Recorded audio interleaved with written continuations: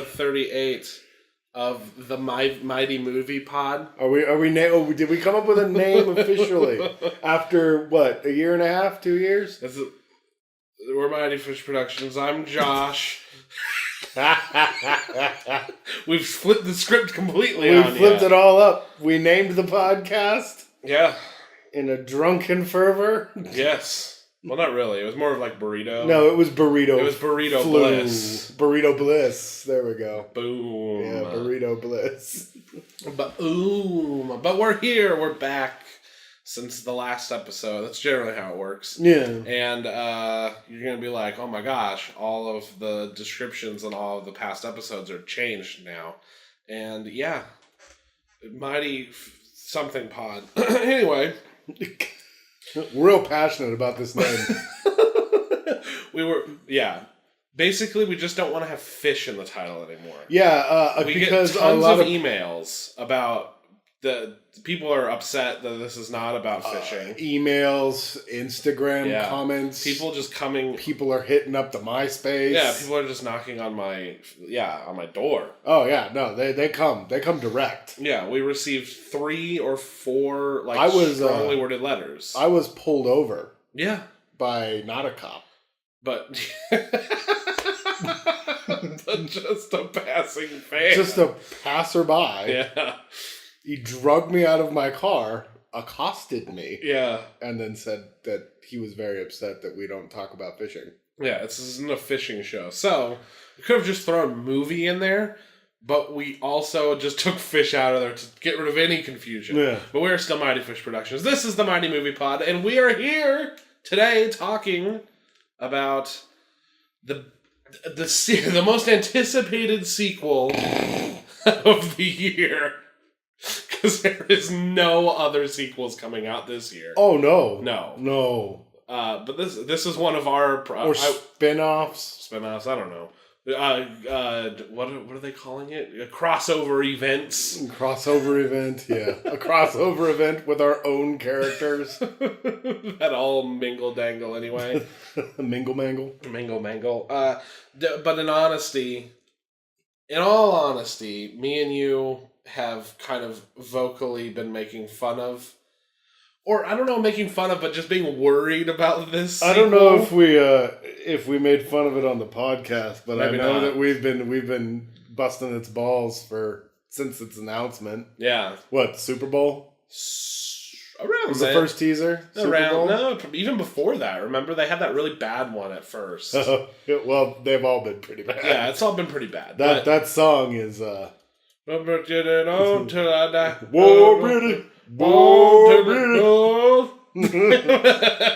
So annoying, dude. I was terrified that song would feature in the film somewhere. And it did not. And I was elated. Yeah, that's really odd. I didn't think about it. The reason I didn't really think about it all that much, Josh, is because we went and saw Pacific Rim Uprising. We were actually joking about how stupid it was going to be on the way. And we loved Pacific Rim 1. Oh, yeah, I love that movie. The first Pacific Rim. Yeah, it's a good dumb time. This movie... makes you feel like a 10-year-old watching cartoons again. Exactly. This movie, however, is also a very good dumb time. It is also a very good dumb time, yeah. Yeah, it was good. It's I see a lot of people complain about this, calling it a Saturday morning cartoons, the movie. And it's like, yeah. I don't know how that's an insult, because that's what it is. Did people elevate the opinion or give the first movie too much credit because it was Guillermo del Toro? I wonder if that's the case. Speaking of people that really loved the first movie and are not digging this movie, because there's people out there that aren't digging this one. Because a lot of people I don't think understood the cheese of the first one. Yeah, maybe. And thought it was just a stupid movie. And it is a stupid movie, but it's made on purpose that way. It's supposed to be that way. This movie is much the same. Yeah. And I feel like people built the first one up because he is the guy that did Hellboy, but they don't remember how cheesy Hellboy was. Yeah. Because I was just wondering, because I'd heard it does this and this and this, and I'm like, yeah, but the first one did as well. Yeah, the first one did the exact same things. Well, It does the exact same things, but it does them in a different way. Yeah. Um, like this one has like weird, stupid shit in it, like drifting with a brain in a jar. Yeah, and like it has some cheesier like.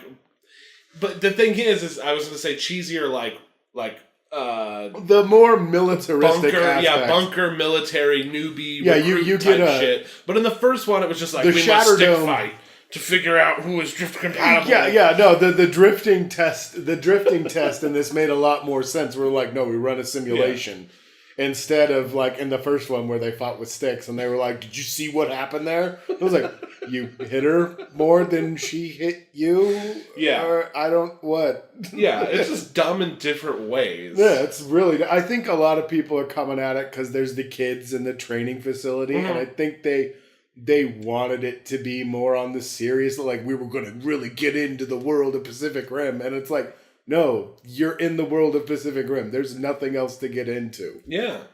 Like, they pilot giant robots. Yes. And they fight giant monsters and also now giant robots. Yes. And at the like... There's nothing more to it. Yeah, and at the same time, it's like, you get a little bit of, like, it's been 10 years, you know what I mean? Yeah, I thought that was cool, too. Like, there was the time jump and everything. Like, we're not fighting kaijus anymore, so we're just doing other Jaeger stuff. The one thing that was weird to me was that Riley got, like, a passing mention, and he was the hero of the first movie. Yeah. All of them were. They don't even talk about, like, Hercules or anybody else. It was weird. Like especially, like, Riley doesn't get any mention. He was the main character. Yeah. But then they don't talk about Hercules Hansen or anybody else. Like, you just get the pictures up on the wall, and half of them weren't even in those pictures. No. It was really weird. Yeah, I don't know what was up with that. Especially because Mako was in this one as well. Obviously, John Boyega's half-sister. They actually have a whole thing about that. Yeah, well, because she was adopted. Yeah. After he was born or before he was born. Because he's younger, Yeah, he's younger. She was in it, and I thought that there was like a romantic interest in the other one between her and Riley. So I'm just like, I guess we're just going to be like, well, he's off somewhere welding. I don't know. Yeah, he's taking apart the wall now. Yeah, they have to rip it down. He's taking the wall down. Yeah, and it's going to take another 30 years to bring that thing down because it spanned the entire ocean. Yeah, I don't know. I don't want to sit here and then just bring up what people didn't like and why we find it weird. But at the same time, I'm just like, have you seen Pacific Rim? Yeah. It's the same as that, and I liked it. There was a complaint that the characterization was much weaker this time around than it was the first time. I completely disagree. And I was like, no, it was just as weak. It was right on par, which is not great. Yeah, which is not great. It's because it's Saturday morning cartoons, the movie, dude. And you're going to get weak characterization in most of them. Yeah, you go with caricature for the most part. Yeah, caricature is the way to go. Or archetypes. Everybody's got it. Yeah. You know, you got Scott Eastwood doing Clint Eastwood. Yes. I'm never going to stop complaining about that. I hate him so much. I hate Scott Eastwood. People are pushing for him to be the new Wolverine now in a lot of nerd forums, and I cannot tell you how angry that makes me. I swear to God, dude, he's one of those guys whose dad was a famous actor. Yes. So it's like Jaden Smith. Jaden Smith tries to replicate everything Will does when he was acting. I haven't seen enough Jaden Smith movies. I've seen a couple of them. Zero. Oh, really? I've not seen the new Karate Kid. I saw that one. I have not seen Obliteration or whatever it's called. Oblivion. He's not in Oblivion. Which one is he? Oblivion? Earth. After Earth. Okay. Yeah, he was in After Earth. Oblivion was the Tom Cruise one, and that one's it's all right. Where they were the studio battle. Yeah, kind of thing. Yeah. No, fucking. He tries to do that look, and he tries to do line delivery like Will does, you know, and that's what Scott does the entire time. Like, he's just sitting there, squinty eyed. John Boyega. I don't like the way you're acting. You know, I just think he does bad line delivery in he general. just sucks. He fucking sucks. What you're talking about, I literally don't see at all. Oh my and God. I think his just line delivery is garbage. You have to watch but he looks a little bit like his dad. He looks a lot like his dad. Yeah, but like you need to watch like the early spaghetti westerns and stuff where he looks and acts exactly the same way that Scott's doing. Yeah, no, he does a lot of that. That like Eastwood sneer, and he gets his eyes real squinty. Yeah, see, but it's weird because the lines don't call for that kind of stuff. So I'm just like, he just has bad line delivery. Yeah, he just sucks because he wants to be his dad, and he makes me angry. Also, which is weird because in Fast and Furious, he was trying to be Paul Walker. Yeah, every character he plays, like every movie he's in, he plays some sort of weird character. Like, it's like he's like not a main character, but also he's the main character. Yeah, he's involved in the plot in some way. I don't know. It doesn't. It's just so weird. He's a supporting, like weak supporting character, like everything I've seen him in. I thought they did a good job with John Boyega as Idris Elba's son. Like it surprised me how similar they were able to make them look. Like they looked like they were probably father and son. It was crazy. Yeah, there were certain shots of what was his name? Pentecost. Yeah, Pentecost. There were shots of Pentecost the younger. What was his first name? I can't. Nate. Scott Eastwood. Nate, maybe. Scott Eastwood does call Nate for him Nick a lot. Or something like that. I can't remember what he calls him. But, fuck. We love this movie. Can't remember any of the characters. Yeah. I remember the girl, Amari. Yeah, Amari. I thought it was Namari. Her first name's Amari. Namari? Yeah. Shut the fuck up. Yeah, no, dude. Like you get the archetypes. Like you get Scott Eastwood playing the square jawed, stern by the book fella. Yeah, and you got John Boyega playing, like the I don't want to say anti-hero because that's not what he is. It's like the reluctant hero. I guess the way to put it. The kind of bad boy with the heart of gold. Fucking angle. Yeah, and then you got the little girl, Namari. Yeah. And she was, I enjoyed her a lot. I really thought she was going to get on my nerves. Yeah. I wish we had seen more with the kids. A little bit more. The training would have been more interesting, like more of a boot camp. It's like they talk about how they have to train them and everything. And I think all that happens is they hang out in their dorm room. They go to the simulation. Yeah. Scott Eastwood shows up to yell at them like once or twice. But there's never any real training. There's never there never is. Yeah, there's none of the I think it's because we didn't get any of those training montage or whatever training movie staples. Yeah, where we're learning to work as a team, and then they have the cafeteria scene.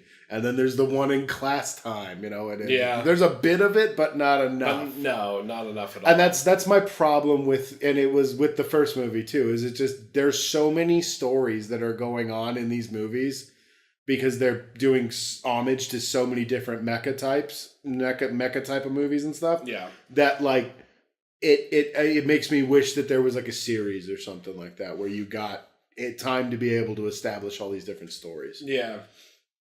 Yeah, I mean with her and the other recruits and whatever like that cadets they were calling them. Yeah, it was okay.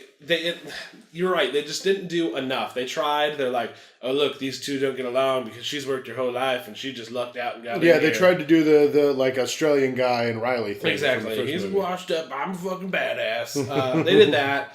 They did her fucking up and she's got to get kicked out. Yeah. It's I'm well, that's not going to last. And then it doesn't. But no, of course not. Yeah, and then they did which they all share one the barracks. Yeah. It's just there's no women's or even though they're children, there's no women's. Yeah.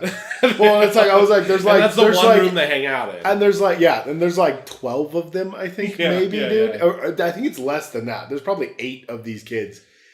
And that's their recruits. Yeah, that's it. This is at this point, it's a globe-spanning military. Yes. Now, like they are the Earth Pacific something force. Yeah, or Pan-Pacific, yeah. Pan-Pacific Jaeger Force, or something like that. And it's like you only have 8 recruits. Like that's it, you know. Yeah. And it's like I didn't know if they were like a squad or if they were like that was it. Yeah. So and that was where I think they could have spent a little more time explaining the ins and outs of that, but like it's Pacific Rim. They don't spend a lot of time on that shit. Exactly. It takes away from the giant robot monster fight. Exactly. And the crazy wackadoo, like mad science sci-fi that goes on in it. And I was really glad to see the God, he's got the weirdest fucking face. He freaks me out. Like looking at him hurts my eyes, but I enjoy him very much on screen. I think it's Gottlieb. I think is his name in the movie. Yeah, I don't know the actor's name. He was in the Dark Knight Rises as well. Yes. But no, I was glad to see him come back. Yeah. And he's just as wacky science as always, dude. He was great. I really enjoyed that part, dude. 'Cause that was one of my favorite parts of the first movie. Yeah. Was just him being a wacky scientist. Them trying to figure out... Him and Charlie Day being wacky scientists Them together. trying to figure out on a deeper level than let's punch things. Like what to do. Yeah. It's that great nonsense science. Man in the chair. Where it's not quite... Science, it's not quite Star Trek. But it's like, it's very much in the spirit of like the classic Star Treks where it's, it's horseshit, but you're just like, oh, okay. Yeah. They use the word genetics. That makes sense. Yeah, it makes sense. No, it's their biogenetics and all that stuff. Yeah, chromosomes. I get it. Yeah. It's the DNA makeup. Yeah, DNA makeup. Yeah. Helix. I get it. Yeah, splicing. Yeah. It's been spliced. I enjoyed Charlie Day a lot in this one. I thought everything that happened to him made perfect sense. So do I. There's a bit in the movie that I think some people are taking too seriously again. And we're speaking directly to people that enjoyed the first movie. Because like I said earlier, I know there's people that didn't enjoy the first movie. Yeah. But to the people that like enjoyed the first one and don't like where his character is going, it makes sense, and it's what were you expecting it to be? Like, it's for one, it's Charlie Day, and they did a decent red herring switcheroony in this. This movie, and I was like, inappropriate, so unprofessional. Hello. Does she not have a clicker? So they did a pretty good red herring switcheroony on us. Yeah, they definitely did. Which for this type of movie, like you kind of, it's like something's gotta give, something's gotta happen. You know it's coming. But you know it's coming from a mile away. But it makes they do a great job of maybe a new character that was introduced and Charlie Day, like you start to be like, oh, they actually did a little bit with these characters. Yeah. Nice. There's a couple different ways that could have gone, and I don't want to say I wasn't expecting it to go the way it went because I was expecting what happened to happen. Yeah. The way that it happened. It didn't. And what the involvement in this new entity that we're introduced to was involved. It's like, very cool. Very, very, very, very cool. Yeah. Dude. It's a smarter plan than I think anybody was expecting. It's a better plan than the first movie had. Exactly. And that's the thing about this movie. Like, it's so weird. The longer I've thought about it, because we saw it yesterday. Yes. Yeah, we saw it yesterday. So I've had a whole night to sleep on it and everything. And it's like, I really do think I enjoyed it more than the first movie. I have my complaints. I think this one's paced a little bit better. Yes, and it makes a little more sense. Yeah, it's less rushed to the fight scenes. Like, you have an entire scene with the Jaeger where they're just doing an investigation. Yeah. In the Jaeger. I thought that was really cool. Yeah, I agree. You got to do. I wish we'd gotten a little bit more from that. That's my biggest complaint from this is like they gave you little tastes of a lot of cool stuff. Yeah. And it's because I'm looking. There's going to be a third one. Hopefully. I would not be surprised to hear, and this makes no sense, But I would not be surprised to hear that this one makes more money than the first one. I do. I don't think I'd be surprised. It seems a little more tailor-made for the larger audience. Yeah. While maintaining the same spirit of the first one. Yeah. The first one, like, the differences between this one and the first one is, like, the homages they're paying are a different genre of mecha than the first one. The first one is very Pat Labor, Giant Robo, Votoms. This one around is much more like Eureka 7, Gundam Wing. It's a more later, more recent type of mecha anime than the originals were. And I think that they will appeal more to the younger audience this time around. Yeah, I just remember seeing the first one in theaters, and it was me, you, and like one other guy. There was like 6 people in there, yeah. And then this one, like the theater was nice and full on. Yeah, there was like 15, 20 people in the theater. Okay. Yeah. John Boyega's presence helps out a lot, dude. He's I guess that's true. Everybody recognizes him from Star Wars now. So. A little bit of star power. He's probably the biggest actor in the movie. Yeah. At the time, yeah. Biggest name in the movie. Yeah, for sure. Yeah, man.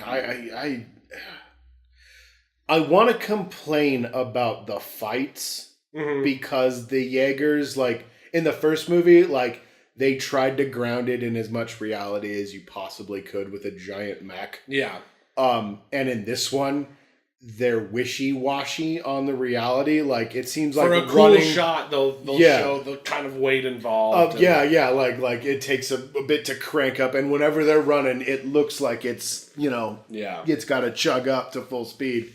But that they're doing knee drops and slides, and one of them's flipping around and stuff, and it's kind of like, I want to be like, this is stupid, this is just bad, but like I didn't care all that much. It's like it's a nitpick that didn't drive me nuts as much as it does in, like, say, a Transformers movie or something. These are all a different class of Jaeger, Josh, using lighter alloys, and they have much more efficient power delivery now. You know what's funny, dude, is that went through my head while I was like, well, that's 10 years later. They've developed the technology further. Who knows where it's gone since we've discovered everything we've discovered about kaijus. It's goofy to think about, but honestly, it's like, okay, it doesn't, I don't have to suspend my disbelief that much.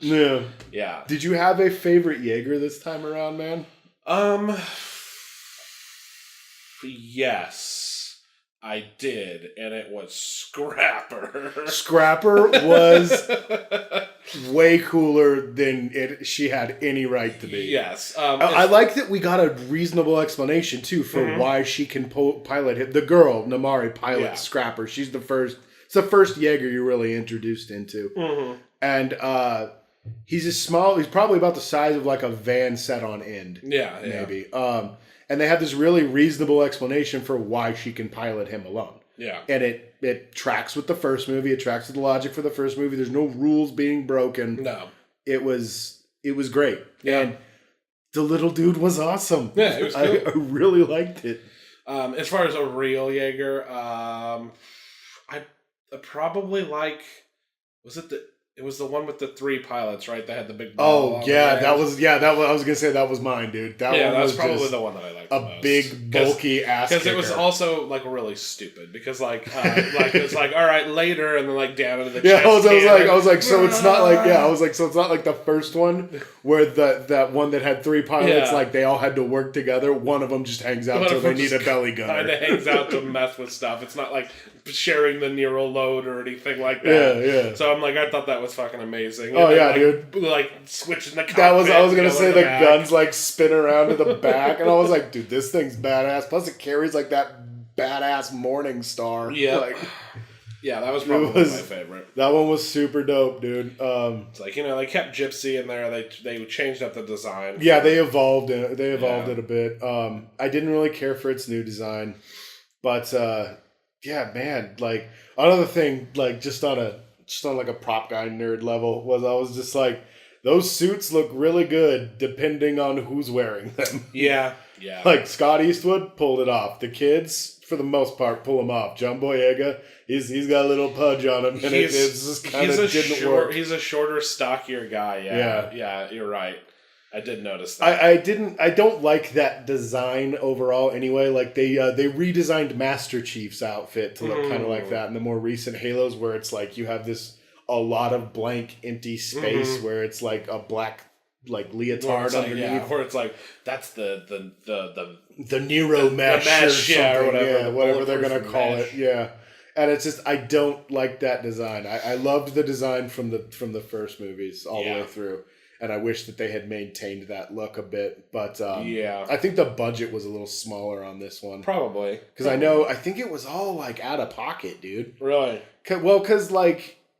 It didn't do well. No, it didn't. And if I remember right, it was a struggle for him to get approval for this, and then he kind of washed his hands of it. Yeah.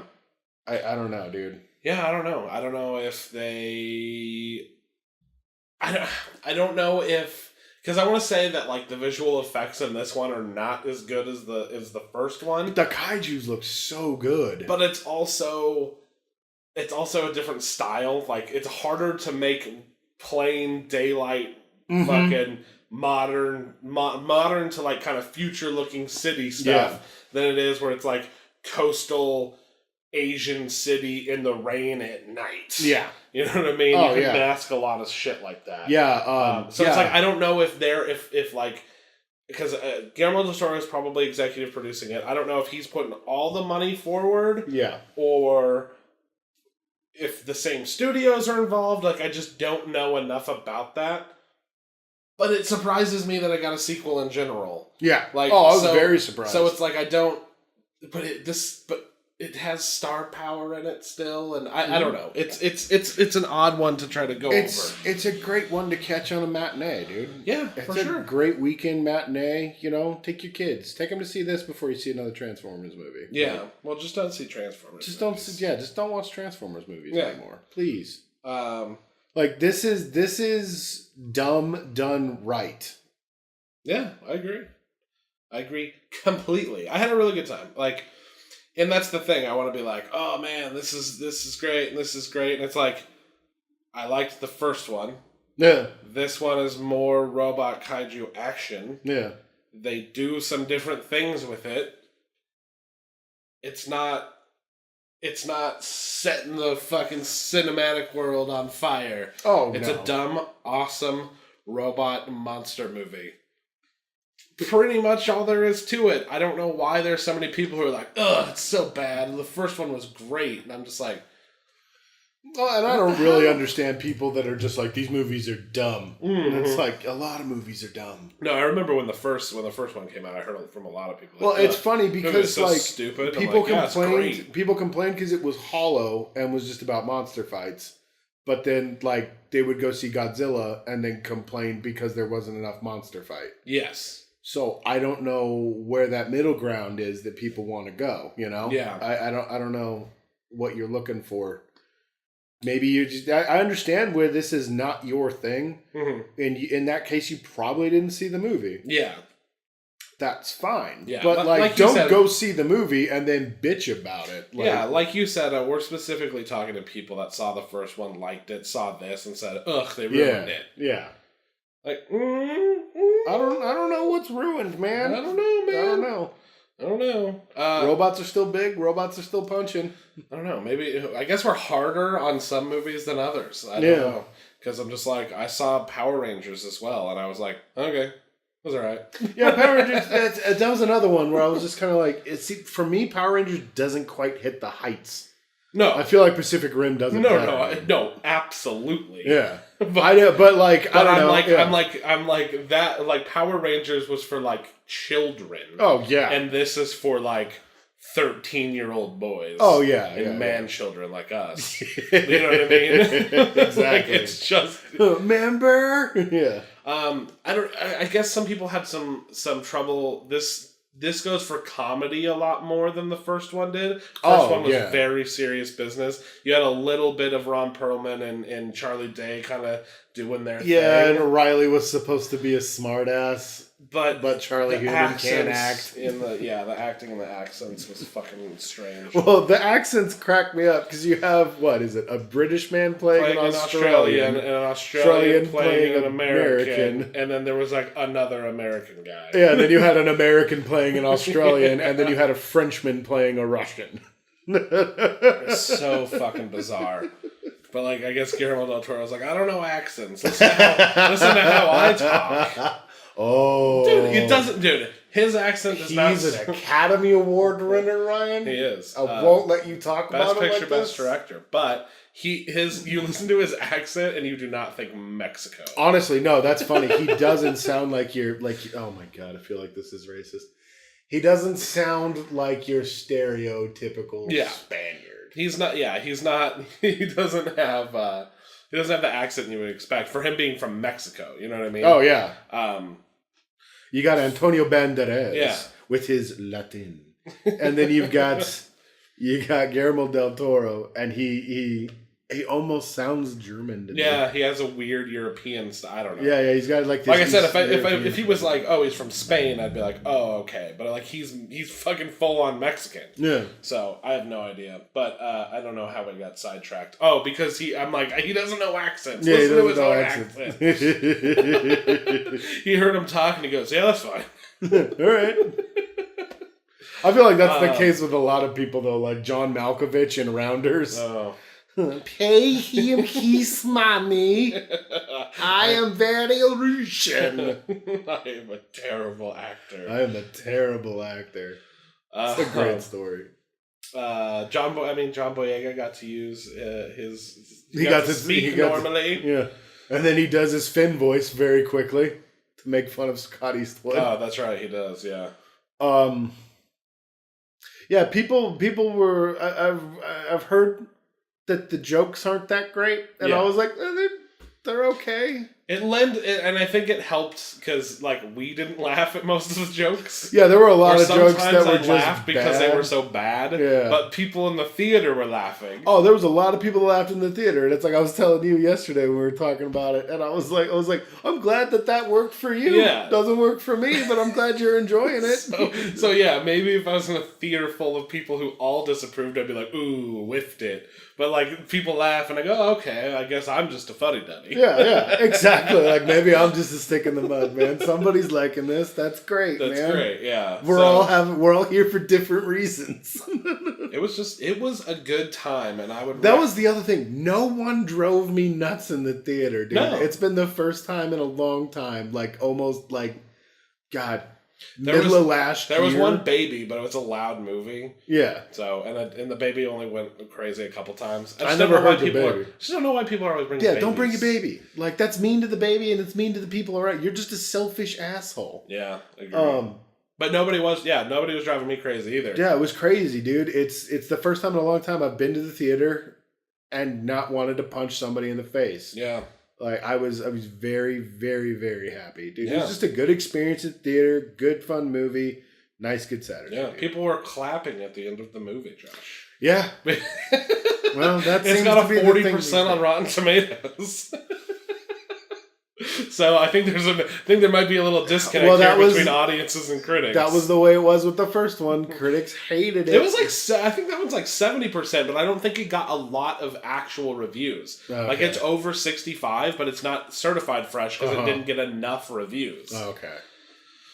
So I don't know. Man. Rotten Tomatoes doesn't matter. All I'm saying is like people were loving it, and we had a good time. Oh yeah. So well, it's like we said, it's a good, dumb, fun action movie. Yeah. Like, I don't know, And it wasn't, Don't take it so seriously. It wasn't leading to anything. It wasn't leaning on any other shit. Because, like, Black Panther was great, but it's also, like, I had to love it, I guess. And it's, like, it's part of the 400 other things that I saw. And it's important to this next viewing experience I'm going to have in a month. Yeah. And blah, blah, blah. I'm like... Well, you got to see Black Panther to fully understand Infinity War. Yeah. And you got to see Infinity War to understand Ant-Man and Wasp. Yeah, exactly. So... It's nice to get away from that, You don't have to do that. You can skip all of them and watch one or two. That's it. I completely disagree. I don't know why. I'm just going to disagree. For contention. We need some conflict in this podcast. Yeah. We got to stir it up. We hate each other. That's our hook. Yeah. Two dudes who hate each other discuss movies. They never agree ever. No. Shut up. You're the worst. So that's Pacific Rim Uprising. Yeah. Did you want to talk about anything else? It's fucking great. Just go and see it. Yeah. Oh, dude. See it yourself if you enjoyed anything like that, or you're feeling whimsical one day. Yeah. Catch it on a matinee, like I said. You got kids. You got grandkids. You got nieces and nephews.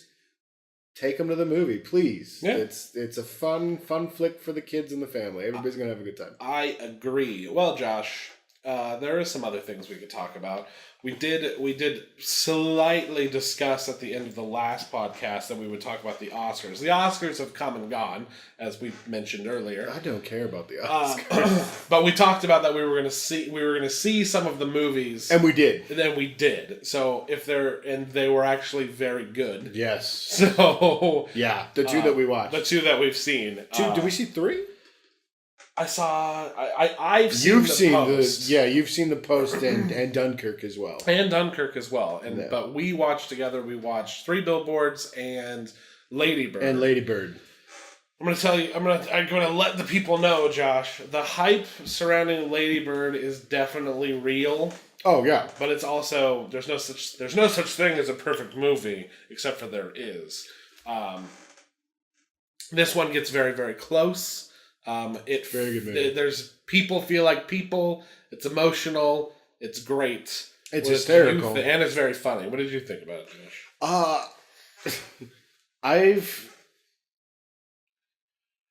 never seen a movie where I haven't liked the main character and still enjoyed watching that person. Yeah. I don't think that Ladybird is a great person. No. She is irritating on every level possible. She's extremely selfish. I don't find much redeeming about her, but Saoirse Ronan does such a great job with her character. Yeah. That I found it really enjoyable watching her on screen. Half the time I get mad and want to start yelling at that person and stuff like that. And I felt the same thing, but I wasn't sickened or disgusted by her. I was annoyed by her. Well, and I felt like I was supposed to be. With Fences, I didn't like Denzel Washington's character. Oh yeah, no, I think we talked about this when we talked about Fences. Like, he's a piece of shit. So I know exactly. Okay, then I'm wrong. Then Fences is another example of that, where I was just like, I don't like this guy, but I like his journey. Yeah, and like I liked watching her journey. I loved everything between her and her mom, who I honestly feel like got robbed at the Oscars. I thought she did a great job. I agree. And it blows my mind because she's the annoying sister character from Roseanne. Yeah, right. Like I was like, I can't believe I'm enjoying you this much. I loved their relationship. It was very cool, and that's basically the heart and soul of the movie, is just moms and daughters. Yeah, it was really, really good.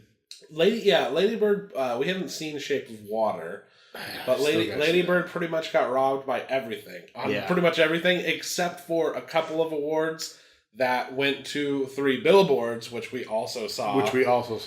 And the performances in that movie are outrageously good. That is the driving force of that movie. Yeah.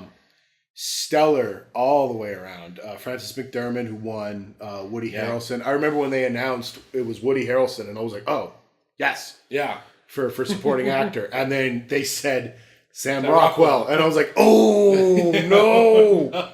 Oh, don't make me choose. Yeah, right. Because Woody Harrelson does a great job for not being in most of the movie. Yeah. It's just his voice. Yeah. And then Sam Rockwell this is the best thing I've ever seen Sam Rockwell do. And I loved him in Moon. But he was such a great character.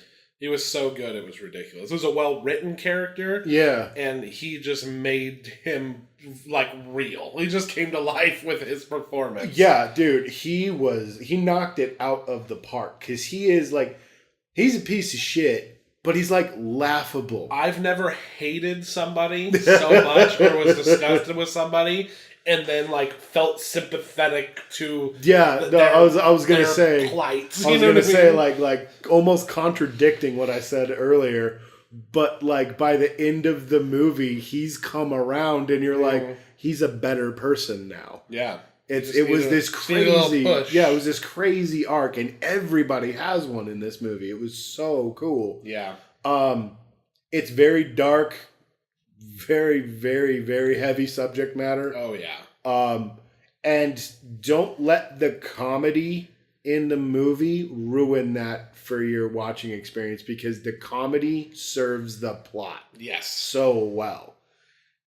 You're dealing with such a dark, heavy subject, and then somebody pops off with an almost inappropriate joke for the situation.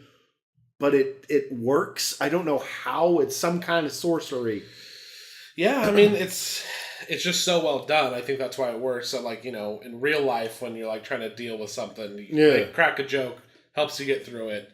Whatever. It's kind of that in the movie. It's like a more. Whereas, like, Fargo is just kind of a funny situation. Like, everything in it is... It's stupidly absurd. Yeah. It's not played for jokes. No. And this one has actual jokes written into it. Yes. Like, it's the same kind of movie to me. It's the same kind of dark comedy. One is just like, this is a weird, quirky scenario. This one is just like, oh, there now we get this joke. Now we get this joke. Yeah. It's the same dude that did Seven Psychopaths. Yes. And one of my favorite movies, In Bruges, and it's much more in line with In Bruges than it is with Seven Psychopaths. Yes. Where you've got this very heavy conflict and issue going on in the movie, but you have all this dry wit and hilarious dark jokes going on that don't overshadow or take away from the seriousness of the issue. Yeah, definitely. Frances McDermott was amazing in the movie. Very well-deserved Oscar. Yep. God, dude. Peter Dinklage. Yeah, Peter Dinklage. He's barely in the movie. Yeah. And he's amazing.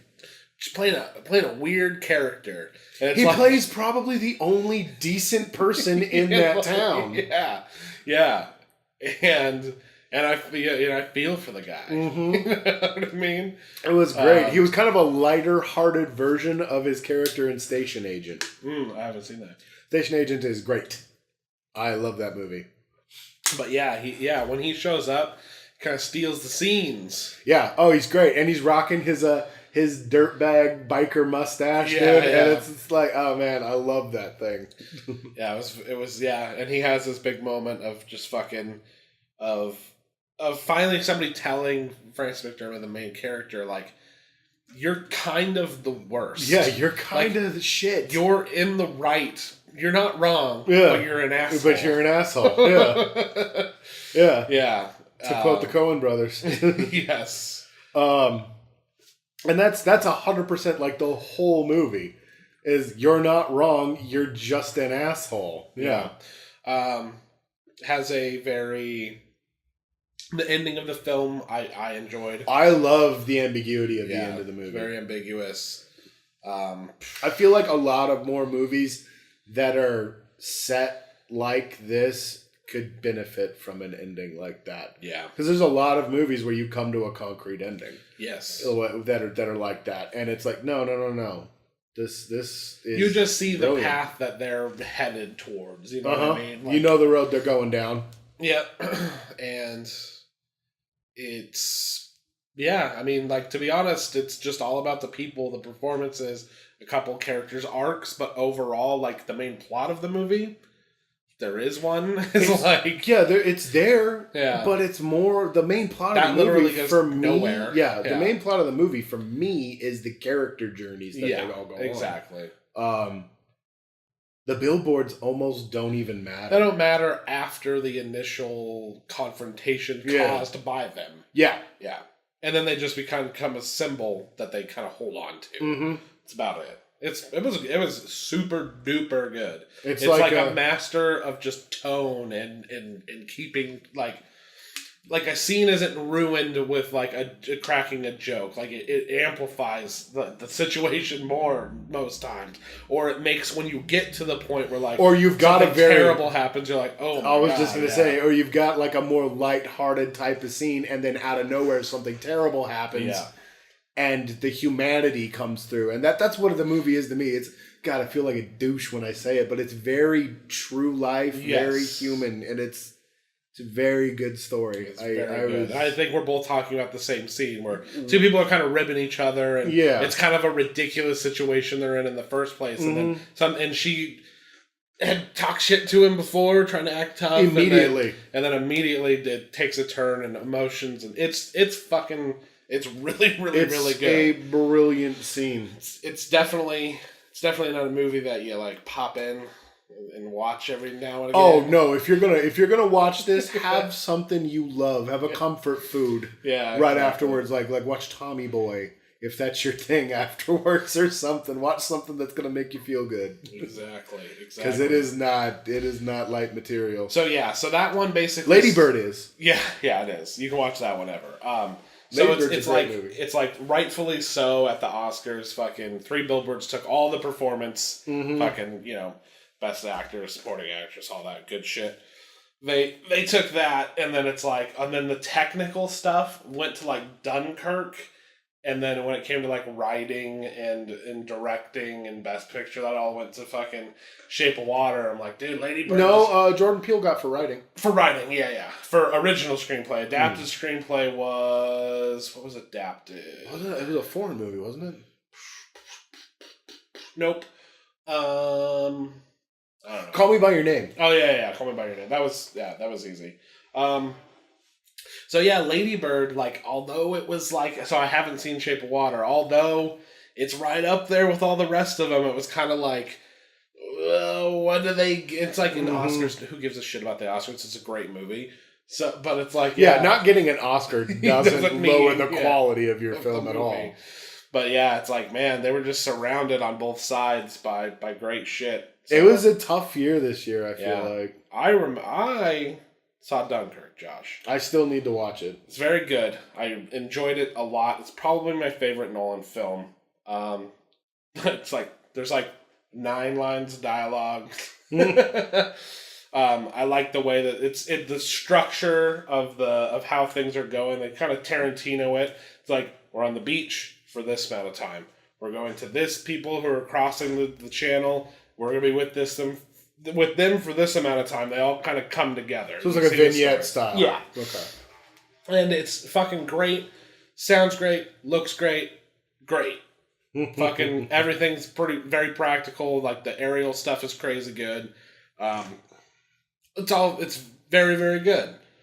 But Josh, are we going into the true robbery of the Baby Driver did not win for sound mixing or sound editing. How is that even possible? That was a crime. Because that was the bread and butter of that movie. That was what the whole movie was based around. It was based around timing and sound design and editing and sound mixing. Oh yeah, without the putting editing. in gunshots into fucking. I'm just like, but yeah, I mean, but the airplane sounded pretty good in Dunkirk. Like, like what? Who's deciding these things? That was like, oh god, what movie? It was.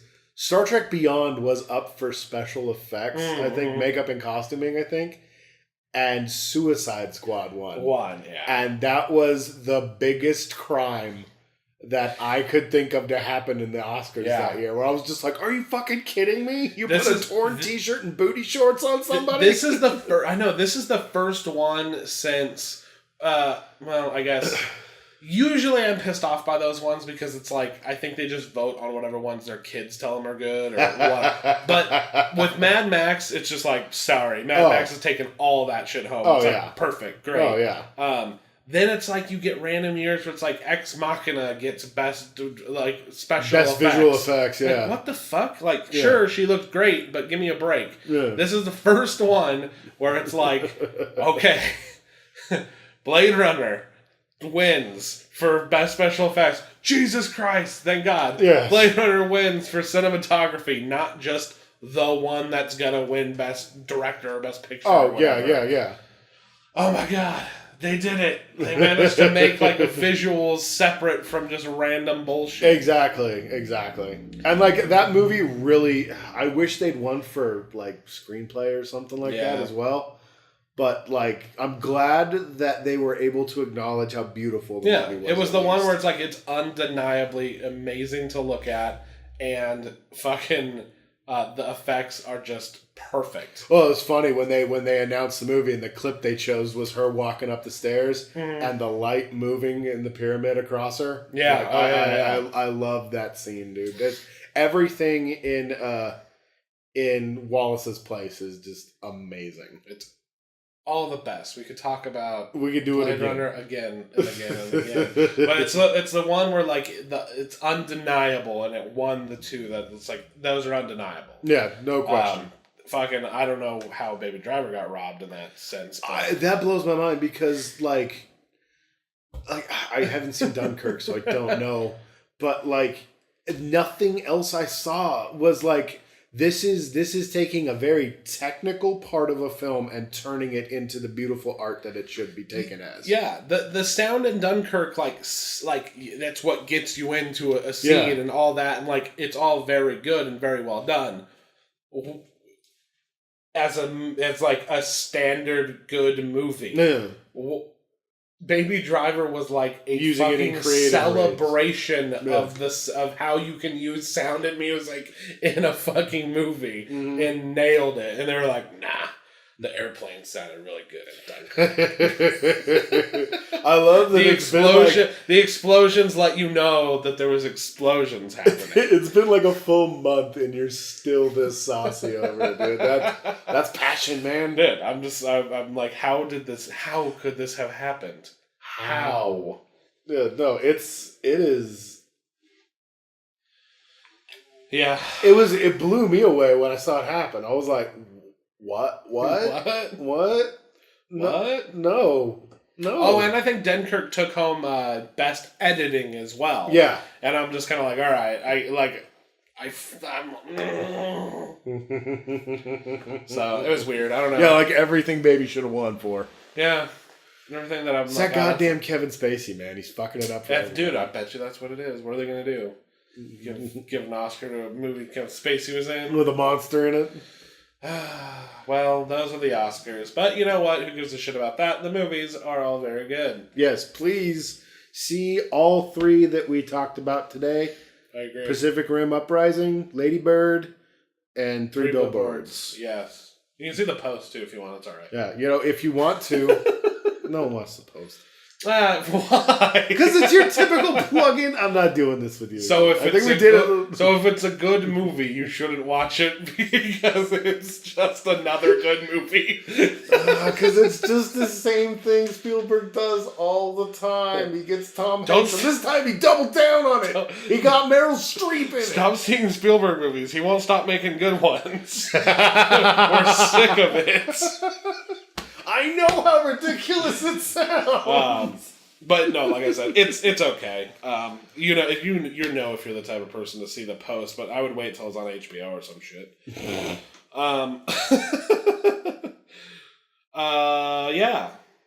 We got sidetracked there for a minute, but I also saw Game Night. It was good. It was better than it had any right to be. That's what you said. Yeah.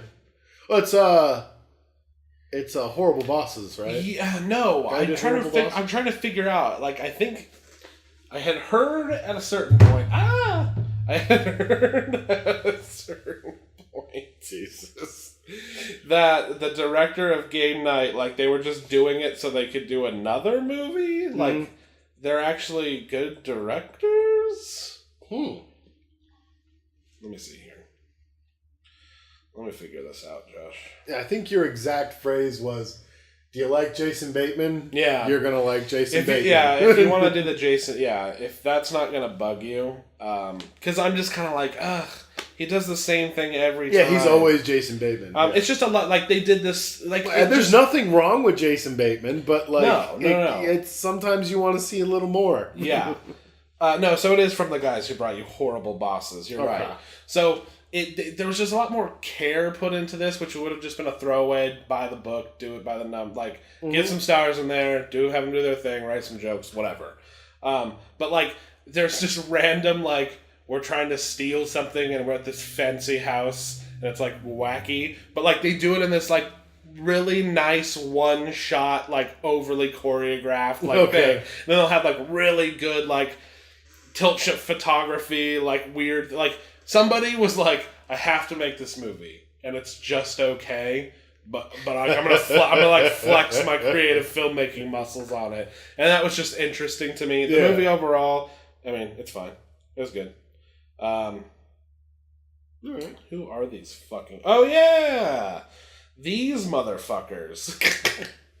Okay, so it's the directors are John Francis Daly and fucking Jonathan Goldstein, which is great. Never mind. He's actually Jonathan Goldstein, like the 12th.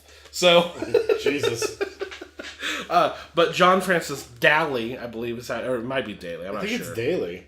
I'm not sure. It's the fucking guy that gives everybody the goat in Waiting. It's the new kid from Waiting, yeah. No. Yeah, he's a director now. What? I did not know that. It's the kid from Freaks and Geeks. Yeah, the kid from Freaks and Geeks. Okay. Exactly. Wow, how was that not the first thing my brain went to? That's funny. Well, we've had this conversation before when we've seen him in other things, and you're just like, I always go to the goat. I remember the goat, man. Oh, man.